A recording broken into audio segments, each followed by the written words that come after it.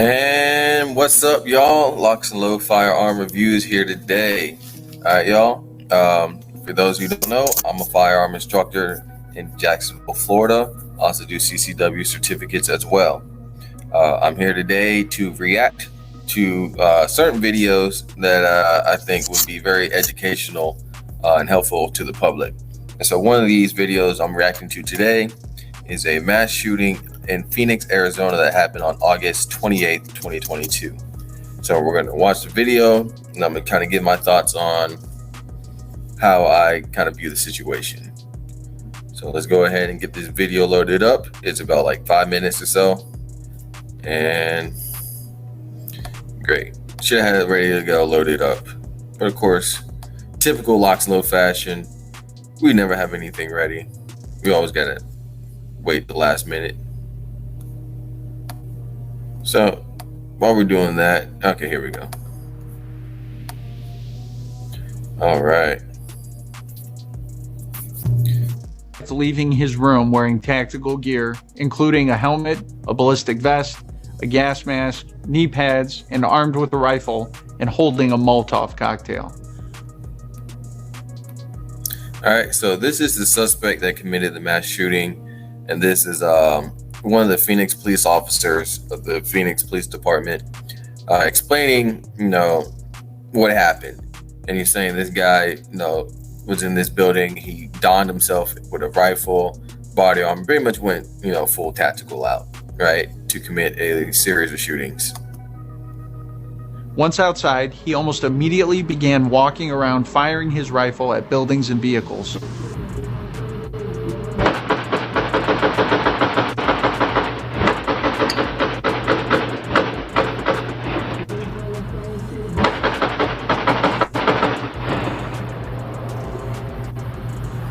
He's going around and shooting at random cars.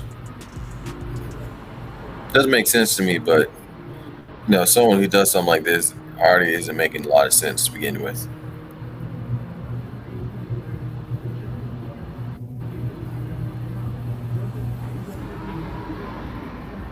Less than 30 seconds. What I want you guys to kind of take note of while you're watching this video is see how long from when he started shooting, how long it was until the police actually arrived. Later, as the suspect is walking through the parking lot, a white car pulls in. The suspect keys in on the car and opens fire on it, striking and killing an adult male and an adult female. 3 other people inside the car take off running.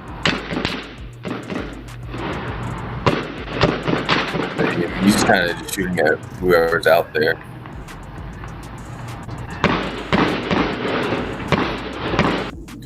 Again, this is Phoenix, Arizona, a gun-friendly state. Granted, these people in this vehicle were not expecting to get ambushed as they rounded that corner. It's unfortunate because, again, that's honestly how fast certain things can happen out there is just like that. You round a corner with your friends who are coming out, hanging out with your friends and everything, and then next thing you know, there's some guy shooting at you guys, and your friends are dying, whatnot, and you gotta escape. And that's a sad, unfortunate reality.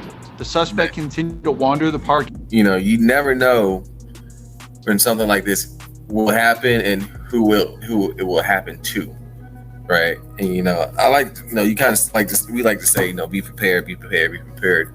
Granted, something like this is hard to be prepared for, but definitely want to have some type of preparation. If you were capable of returning fire, it'd be nice to return fire. Again, if you're able to. But again, I'm pretty sure these people were not prepared for that.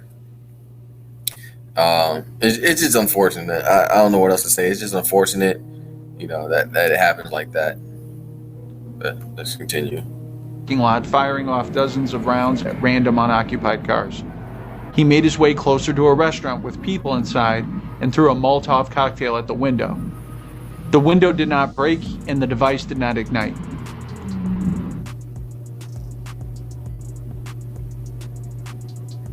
The suspect came in contact with several community members that he pointed a gun at but did not shoot.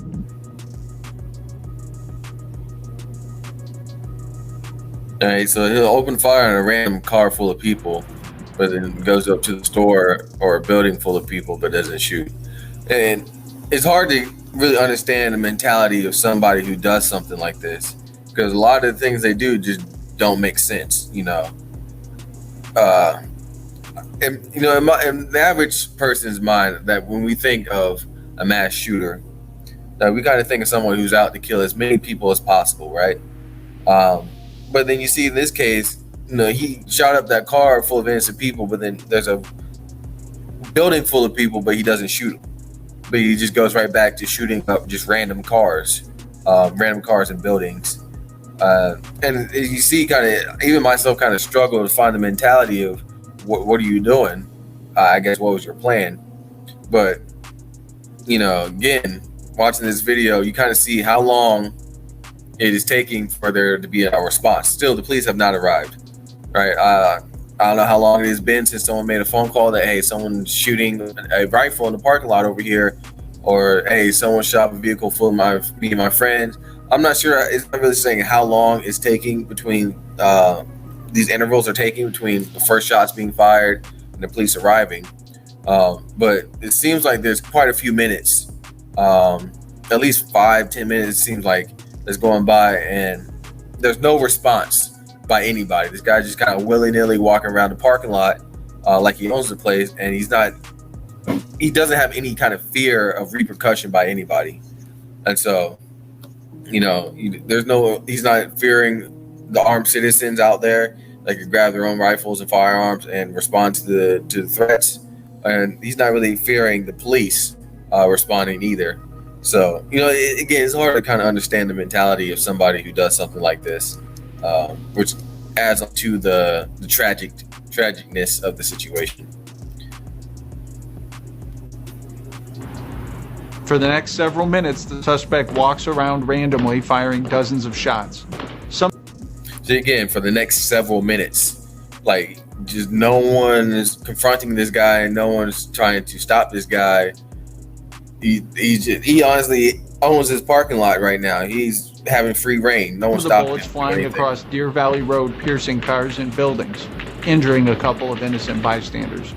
As police neared the scene, the dispatcher advises shots are still being fired. As of 2043, they are still hearing shots being fired. And we do have one victim so far that was shot in the ear and the arm.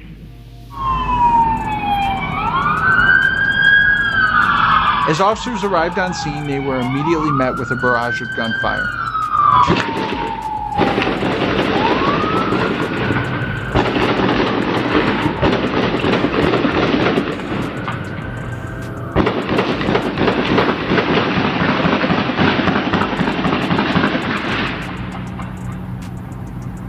Two officers were injured. One was able to return fire but did not hit the suspect. Officers use call signs to identify themselves on the radio. Terminology such as 933 NORA identifies a specific patrol unit. In this radio transmission, you will also hear 999, which is a police radio code for an officer needing help urgently. So, you know, as you see, the moment the police pulled up, homie was already ready for him. So, again, you know, trying to find the struggle, the mentality of this person. You know, you start off by just shooting up random cars. Now, a car full of people pulls up, and you engage that car, you kill 2 people, right? Engage those people. You go back to shooting up a bunch of cars. You go to a building full of people, but you don't shoot those people, don't shoot the building, don't do nothing. Just kind of point your rifle around them, and then turn around, go right back to the parking lot, go back to shooting cars, right? Then the police show up. And now you start engaging the police. And I'm not going to spoil it, but we'll get to the ending.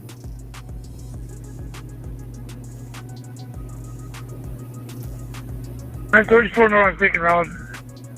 934 North Beacon Road. 932 after my partner's hit. He's in the parking lot of 933. Silver Charlie 9, officers are taking rounds up there on Deer Valley. 999. West Deer Valley 999. West Deer Valley on Charlie Deck 920. I'm heat.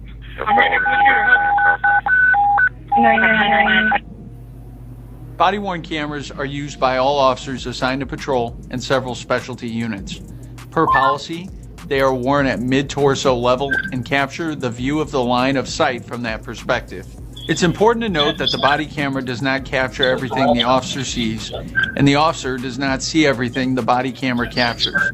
When activated, both audio and video turn on. The body-worn camera has a buffer of video without audio for the 30 seconds prior to activation. This feature is designed to capture incidents that happen suddenly where an officer doesn't immediately activate the camera. The Phoenix Police Department does not currently use in-car camera systems. One of the injured officers was pinned down by gunfire. Other officers devised a plan to safely go in and extract him from the area. The injured officer was loaded into the back of a police patrol Tahoe and driven to a local hospital.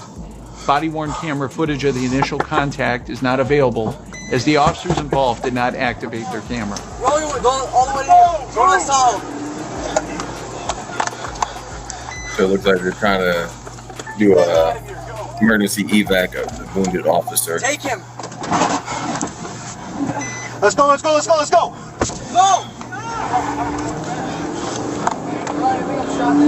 You're good, buddy. You're good.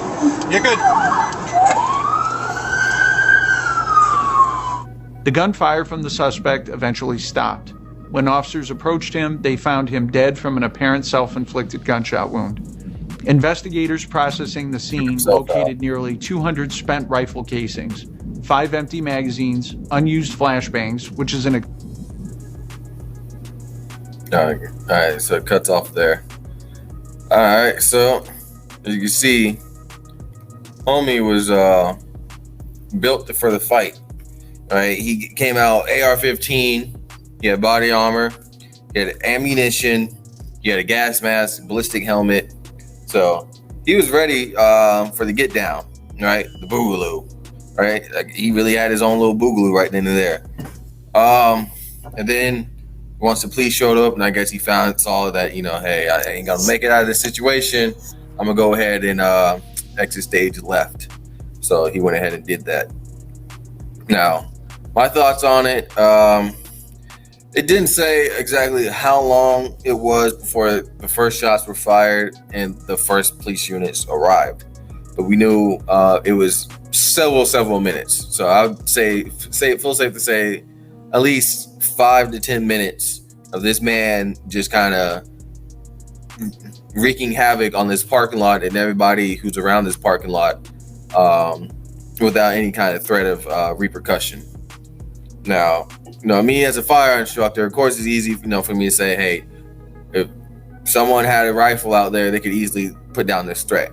And I kind of still stand by that. I honestly feel like if there's somebody out there who was armed and trained and ready and willing, they could have easily put down that threat. Because it's not like he was moving cover to cover, using cover concealment, right, or anything like that. He was just walking willy-nilly through the parking lot, just shooting at people and cars. So anybody could really posted up on a balcony or took up a position of cover and got, an accurate line of fire on this person. So that's my thoughts on it. Again, I wasn't there, so I can't really. I'm just Monday morning quarterbacking this shit, so I can't really say exactly 100%. Oh, I would have, right? I could just kind of sit here and be hypothetical after the situation, but. Again, this is why I do what I do as a firearm instructor, and I highlight, the civilian population being armed, because, it's going to be a lapse in time before that first police unit or medical emergency unit, whoever you call to help, arrives on scene, right? It's going to take time to make that call. It's going to take time to relay that information. It's going to get time for them to relay that information to somebody else, for them to get ready, and that to find your location, get the vehicle, drive to your location. Hopefully there's not a lot of traffic. Hopefully, right? It's just so many variables that, the police just cannot just respond to every call every time something happens like that, And so that's why I harp on the on civilians, people, us being armed and trained, ready to go, because we are that gap filler for that time until like the professionals arrive on scene. It's up to you. Someone gets shot, it's up to you to apply that tourniquet, pack that wound, plug those holes in the chest so he can breathe, right? Put the NPA, all that stuff, or eliminate this threat with your handgun or your rifle, or lay down cover fire to help people escape that area to get to safety, right? Until the police arrive, it's not up to us to provide that emergency assistance. And so we can't do that unless we are trained to do so and we have the necessary tools to do so, whether it be firearm, medical equipment, etc. Stuff like that. I'm not going to get too in depth on it, but things like that can definitely help out in this situation.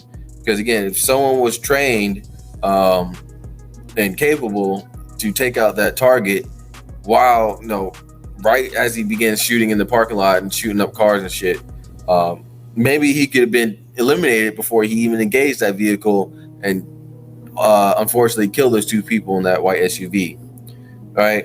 And so that's just what's on my mind, how I feel about the situation in the video. I want you guys to put down in the comment section, what do you think? How do you feel about this? What do you think could have been done to help either prevent the situation or mitigate the losses? So hopefully you guys enjoy it. Hopefully you like my take on it. Excuse me. Again, I'm not an expert. I'm not a know-all. I'm just, basically a guy with a camera, right? And an opinion. And so I'm just putting mine out on video for you guys. So I want you guys to put yours in the comment section. Tell me how you feel, what you think, stuff like that. If you're looking for firearm instruction to get that training, or you want to get your CCW certificate so you start carrying your protection on you, so when something like this happens, you can respond accordingly. I'm here in Jacksonville, Florida. I do travel, whether it be outside the city or outside the state, but you need at least 6 people or more for me to travel, costs and stuff. If you're looking for firearms, ammunition, guns and gear, stuff like that, go to my Patreon page, and there I will post links to all that stuff, usually at a discounted price, because I'll talk to the companies like one-on-one. They'll send me like certain items on a discount specifically, for you guys. And what else? Okay, yeah. Stay educated, stay dangerous. LocsNLoad out.